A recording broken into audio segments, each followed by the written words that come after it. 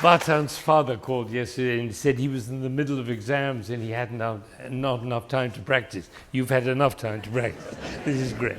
Look, wonderful. You're an extremely fine pianist, and for your age, extraordinary pianist. The essence of the romantic style is one of permission. So let's just do the opening. You can take your music if you like. And what is happening in this beginning? What's happening here? This extraordinary thing. This is a piece in G minor. And it doesn't begin anywhere near G minor. It begins with a C, for one thing. That's a completely wrong way to begin.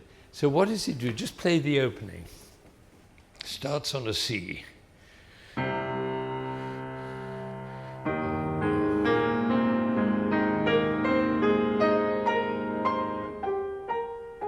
So it starts on C, and then it says, I go to C, and then I go to C, and then I go to C. And that's the third. So then it adds a word. It's forte, and then it's pesante, heavy. So can you do that again? And say, it goes to C, and then to C, and then to C, and really tell them that's what's happening.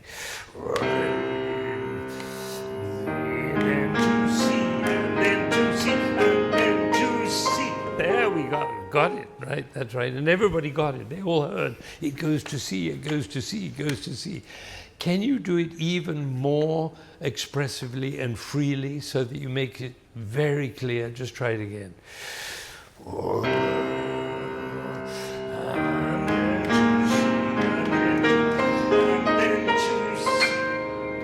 Right. It's a different way of beginning, isn't it? Now what happens from the C?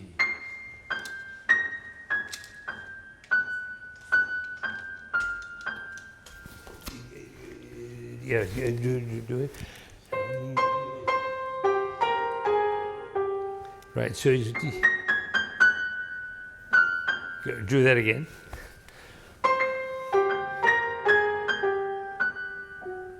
And again.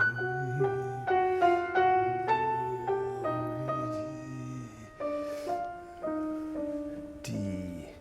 And then C. And B flat, B flat, and then G. Finally, we're in G minor. So that whole opening is one breath, one idea, one grand gesture to get us to G minor. So would you try it one more time from the beginning? And think of it as one arc, and the rests are not a time to rest, they're a time to intensify the connection. That's what those rests are for, to intensify the connection. When there's a rest, it just makes it more expressive, not less. All right?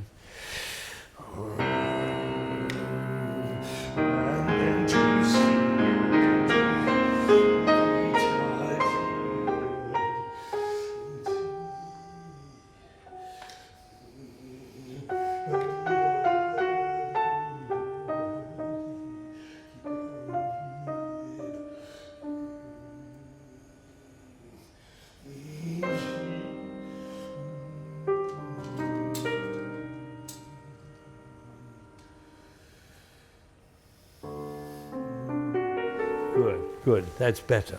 Now I want to introduce a new concept to you. You may have heard of it. I call it one buttock playing. Right? That's where instead of sitting on two buttocks, you think on one buttock. It can be this buttock or that buttock. It doesn't matter which one. All right? But where your body is desiring the music to go over the bar lines. There are actually no bar lines. I mean, he puts bar lines, but they're not really there. So can you just get that freedom in your body that allows you, gives you permission to move with it? Why don't you take your jacket off? Because he was worried whether he should play with the jacket or without it. Play without. All right. Now, that's already a step in the right direction. Okay, here we go. Now. And I'm going to think orchestrally, because I think in terms of orchestra. So this is double basses and cellos, right, all together, 8 basses, 16 cellos, right? And then they go to the violas, and then they go up to and they're joined by the flute at the top. And don't play too soft, because if you're too soft, it'll die in the rest. So if this, should we try from the beginning? And I'm going to help a little bit, right? If I help, don't take it personally. All right, here.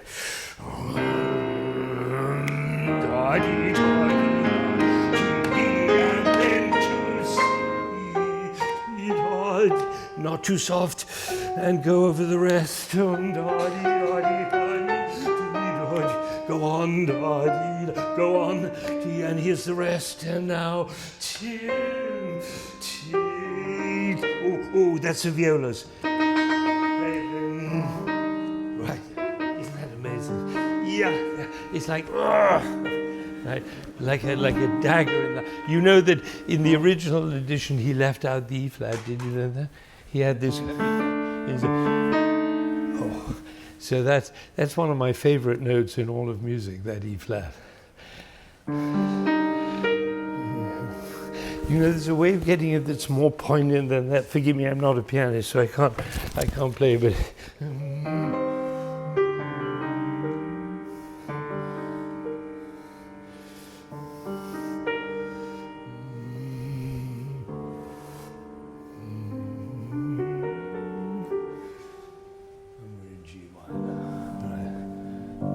An amazing beginning, and it takes all your intellectual and physical energy to keep that line going and going and going through the rest, and not letting it sag and not letting it lose its intensity.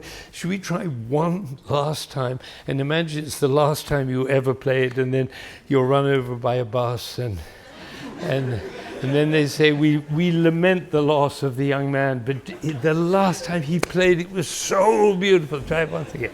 And I want that, I want all the double basses and the really massive, heavy. Here, I'm going to help conduct. Here. Oh, yes.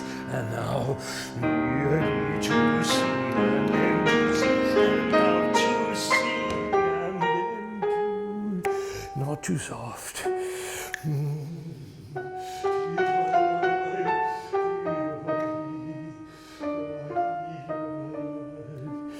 And now,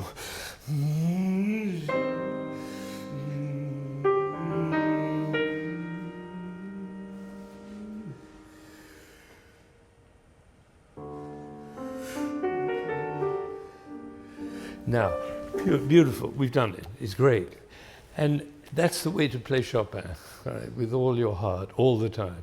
Now these, what is that? Pom pom. Do you have an image for that? I think it's sort of, I haven't really thought about it. Do think about it, because what it is, it's one of the essential ideas of the piece. What it is heartbeats. Hard. And you play them rather square, dim, bom, bom. But if you think of it, if you think of a heartbeat,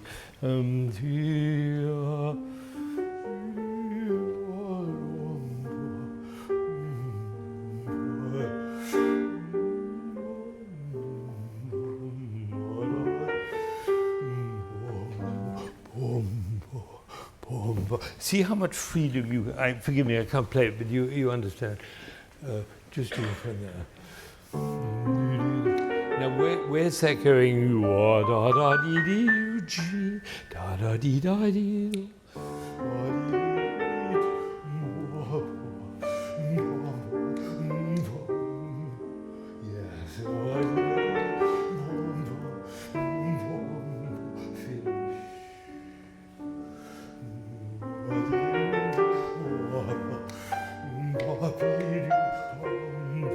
Yeah, that's an end, isn't it? So it can take a little time.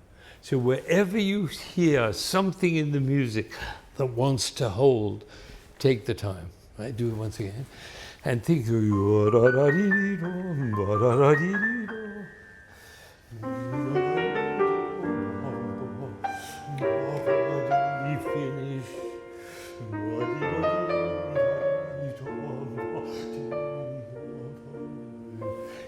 that belongs, it still belongs to that harmonically. Right? This is where you take time. One more time. So, these, if you have some terrible sorrow, some loss, some person you adore that's no longer there, string players find that easy because they just move the bow with flautando, what we call flautando, and the left hand vibrato. Just try that.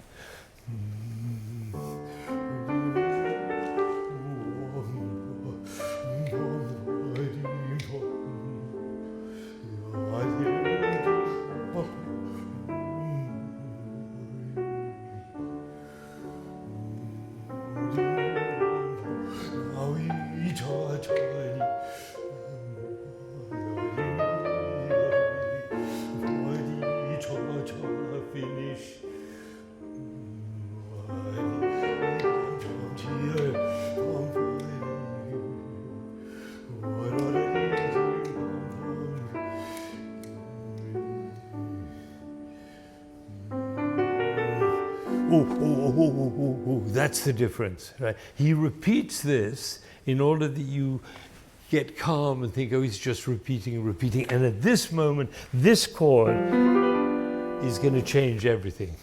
So can you draw attention to that? Just, yeah, but just surprise yourself. Now, chum chum, chim chim, chim chim.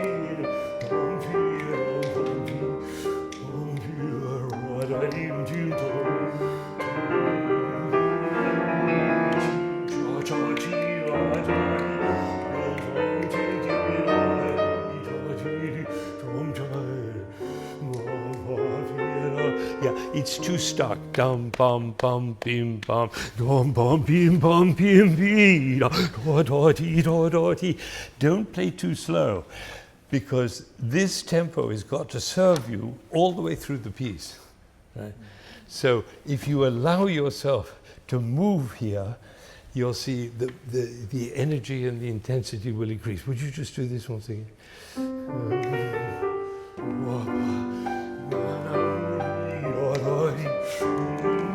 Sing. Now left hand.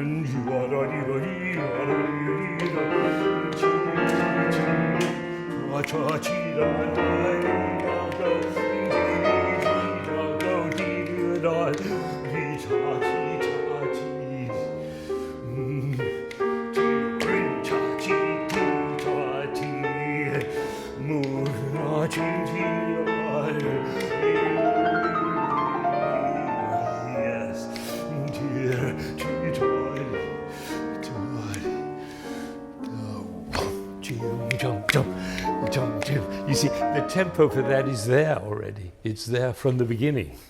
But because you're using so much freedom and so much rubato, it doesn't sound fast. But when you let the... I always think of this. Imagine this. You're driving in Kansas or somewhere out there in the cornfields, right? And you're driving along and nothing is happening, right? So you just drive as fast as the speed limit will allow you, plus a little bit more. That's like the flight of the bumblebee, as fast as you can. If you're driving in the Swiss Alps, it's very different, because there might be a cow in the road, or a beautiful view of a castle on the hill, or the road may suddenly turn. For that, you have to put your foot on the brake to slow down, and then when you take your foot off the brake, it goes back into tempo. Right? So that's the secret of rubato. Rubato is the art of taking time. When there's something in the music that requires it. If there's nothing in the music that requires, go, move, which is all of this, right? So, knowing that, this can move like crazy because there's nothing to stop it. It's all one harmony, right? So, and this is, look, this is, and then you come here, you need time. So let's try it from that famous chord, from this chord, here, do from here. Now, cha cha, cha cha, chi cha.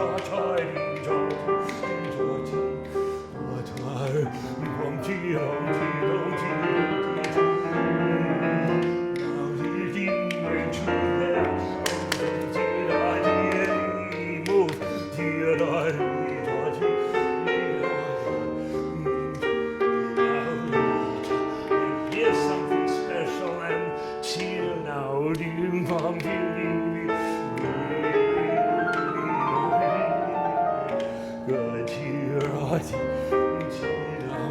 Here it comes.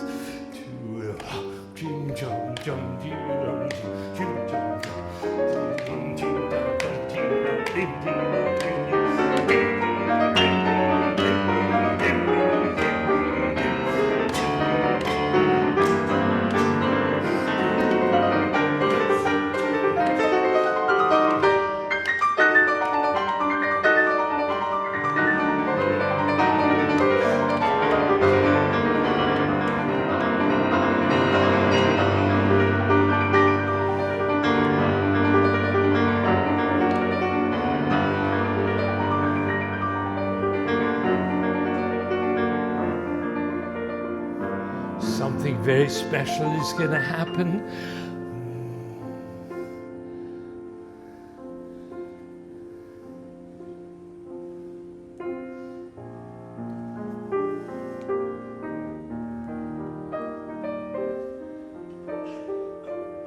Do you remember what the dynamic is there?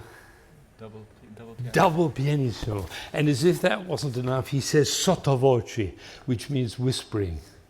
And he says meno mosso, meaning a little bit slower, in order to create the most spectacular pianissimo imaginable at almost the same tempo, with a huge amount of freedom.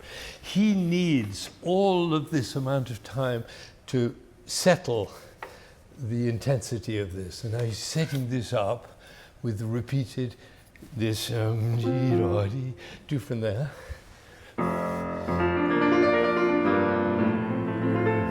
Now you're setting up pianissimo. What's going to happen? Pianissimo. Now take time.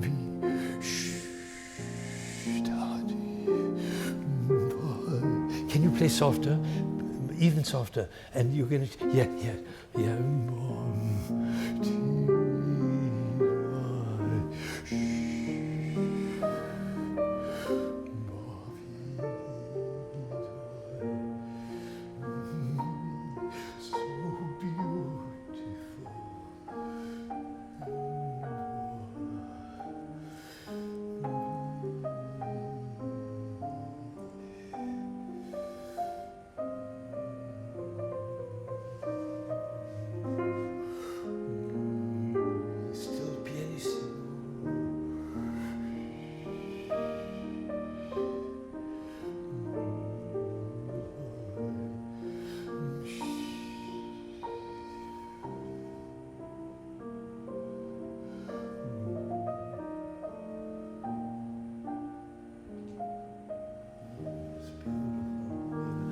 And that's the world of the romantic.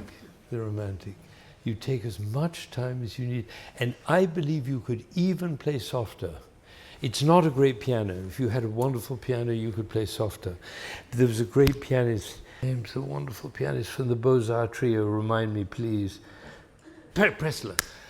Pressler, when he played very soft, he made faces. He looked like a drowning fish. He went, in order to get, could you do the drowning fish thing and see if you can play even softer, magically soft, all right? And think of your timing being like an elastic band. You're just pulling the elastic whenever there's something in the music that you love. If you love it, take time over it. Try from there, right? As soft as you can. Yeah, that first note very long.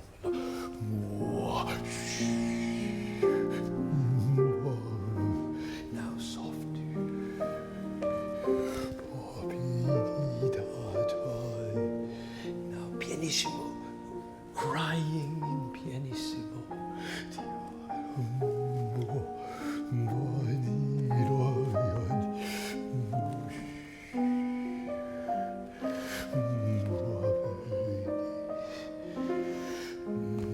sempre pianissimo.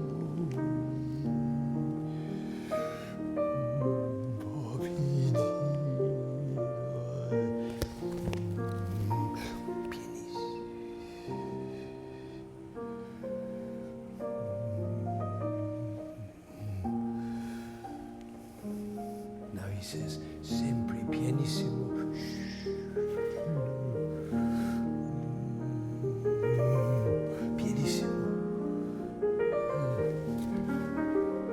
Beautiful, bravo, beautiful.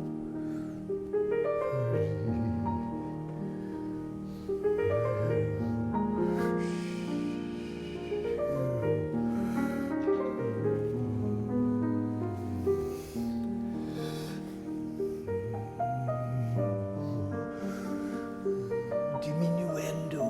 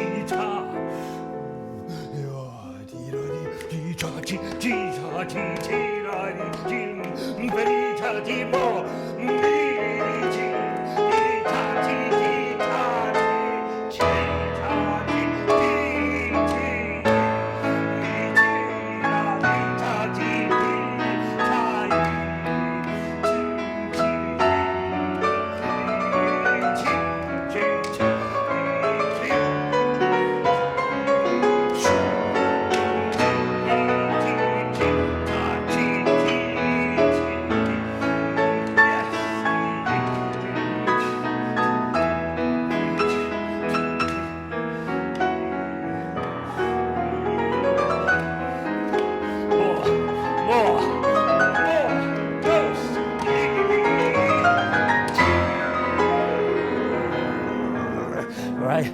You don't need rubato here. Bravo. Yeah.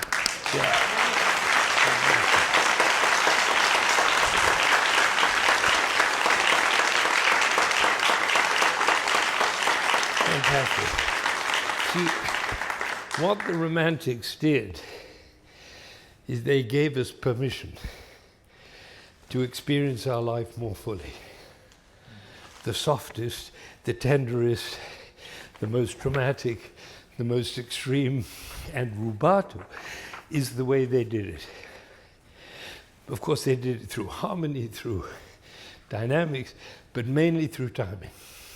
And if you get the right motion, instead, sorry, I'm out of breath, you were the one doing the playing, but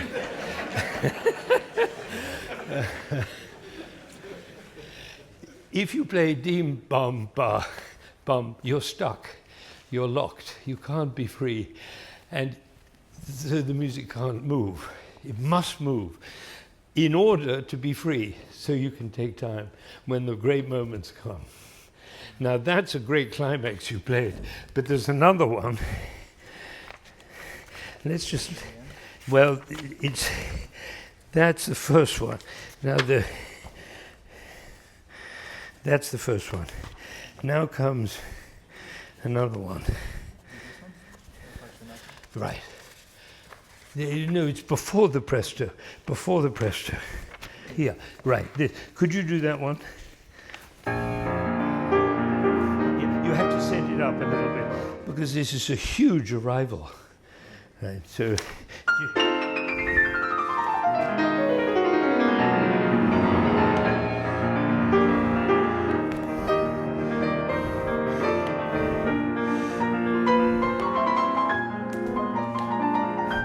Now, this is written in a different way. It's much lower, so this could be horns playing or low instruments. This is not at the top of the piano, this is in the middle.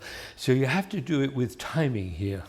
So it's fortissimo, but make it free, and that accent. That's, can you imagine 8 horns playing that?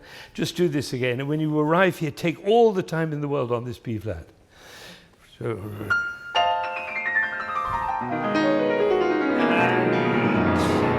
Ta ta ti ta. Why not? Why not? It's E flat major. We think. Try it again.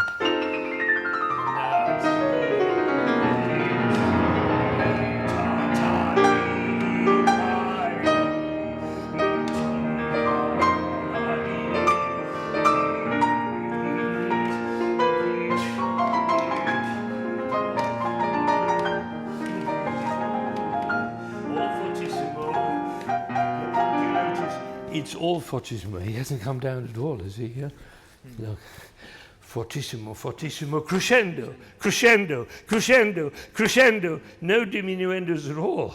He's getting really excited here. Right? That the Romantics allowed themselves. They allowed themselves to be extreme, to do ridiculous things. And Mahler. Ridiculous. You know the famous story of Mahler with the timpani, where he asked the timpani player, more, more, more. Finally, the timpani player broke the timpani and said rather sarcastically, "Is that enough, maestro?" And Mahler said, "Almost, almost." So see whether you can dig down, right down to here, to see if you can find more. Should we try the scale, make it, and when you get to the end, towards here, really get excited about this arrival. Tremendous arrival.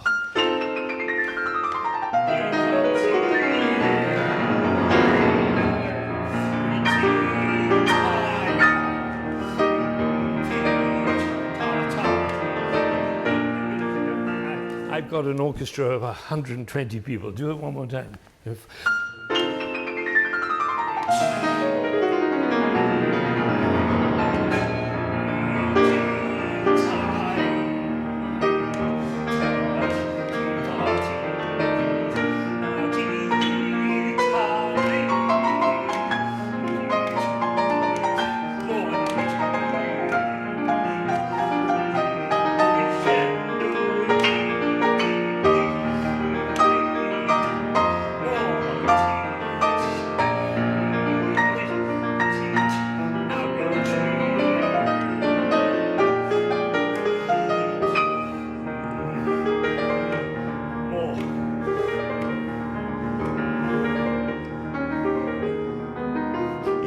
Built up so much energy here, it's going to take a long time to settle it.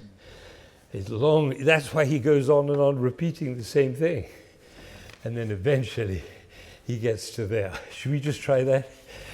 One last time. All right, and always play as if it's the last time. Always play. Actually, always live as though it's the last time, because it may be. It may be the last time you ever do it. And if you live that way, you'll live at the edge of what's possible all the time. Should we try one last time? And don't pull away. Give everything you have. Here, last time.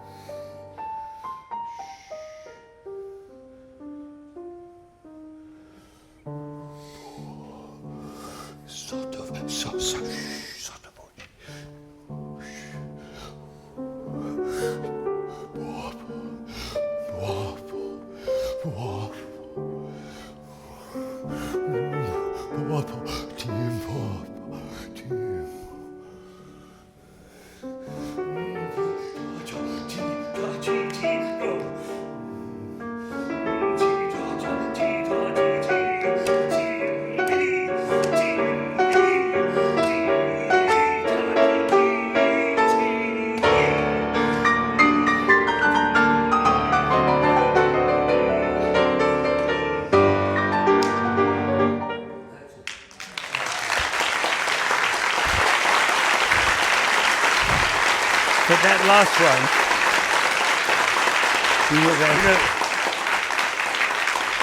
Chopin.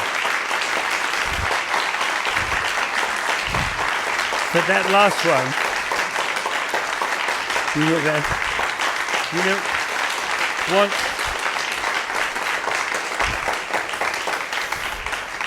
Vartan, it's very tempting to take that applause as being about you. It isn't about us, it's about them. Because what you're saying to them, you have permission to live full out, don't hold back. That's what these people taught us. They said, it's okay, feel it and then do it. And then feel more and do more. You know what Chopin says at the end? Already we've had 3 such climaxes. The last one, he says, appassionato. Was the others not passionate? And then he says, il più forte possibile. The loudest sound you can make. All right? He wanted this to be the biggest. And you can't play any louder, so what you do is take more time. Because you can't do it with sound anymore. There's only so much an orchestra can do, and a piano. But with timing, you can do everything. So let's just do this one last time. And when you get to this, it's going to be the biggest thing. So you take so much time over this bar that you're just like that. Right, you do? And start as soft as you dare. He says, pianissimo, sempre sottovoce. All right, here we go. And whoa, There is a left pedal? Or? yeah, sure. Too loud, too loud. Yes, yes.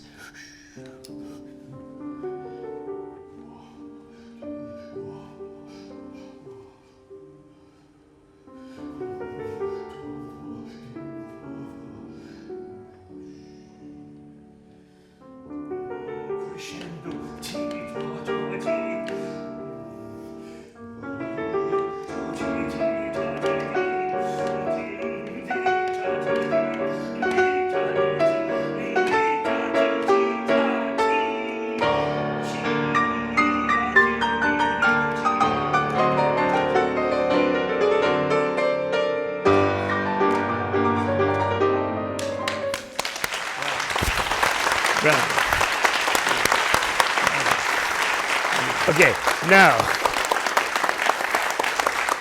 let me, great, it's wonderful. And you know, they're not actually clapping you, certainly not me, not even Chopin. What they're saying is, thank you, thank you, thank you for giving me permission to be fully expressed. Look at this face. He's a businessman, right?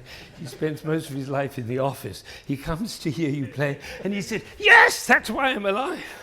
Right? Now, let me tell you about 16. 16 is dangerous.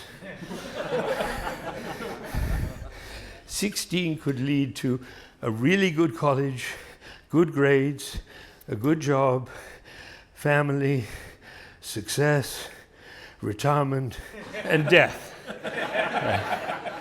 Harvard, you know, all that. Right? Right? And you can have that. By all means, have that.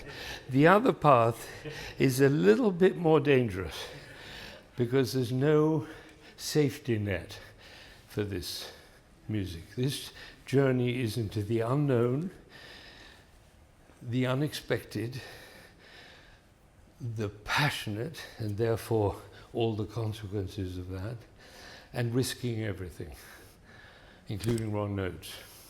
On this path, you don't have any wrong notes, because you've got to make a recording, and it's got to be really good, and you've got to win a competition, all that's over here. This way, you know, Beethoven said, I don't care about wrong notes, I care about the wrong idea. Right. He didn't care whether people played wrong notes. But if they got the tempo wrong, he was really angry. Right? Chopin the same. Because if you don't have that tempo moving so that you can build the climax at the end, take all the time in the world, you can't bring the music to life. When you do, you release the energy, the joy, the passion, the engagement, the love, the expressiveness of everybody in the audience. And the beauty is that nobody can resist it. There are not a few people in this room saying, well, I don't like it. Everybody loves it because they love themselves and they love their own lives. And they want to live that way. Now, you've got to go down a path of being serious and being devoted and practicing, passing your grades, getting good grades. But it's not what life is about. Life is about this, what we just did. That's life. And it's hard because at 16 you have a choice. At 18 it's all over. I just invented that. But 16 is a great age. I remember when I was 15, I left school, I went to Italy to study with a cello teacher, a great cello teacher. I lived in Florence, in Italy, alone, 5 years, away from home. Why? To play the cello, to be a musician, to take risks. The whole thing was a risk. But what rewards there are down there. So I offer you that choice. And I'm glad you came this morning because you taught us about rubato. Very important because rubato is that flexibility, that elasticity that enables the composer to reach the heart of the listener. That's through rubato. And you were doing it. Now the question is, are you going to live that way? You might have some arguments with your parents about it, you know. They want you to play safe. But look at that, whole family came from Ottawa, driving 9 hours. Look at these little fellows, driving 9 hours to be part of this conversation. It's pretty exciting, isn't it? So thank you for coming. You were great, beautiful.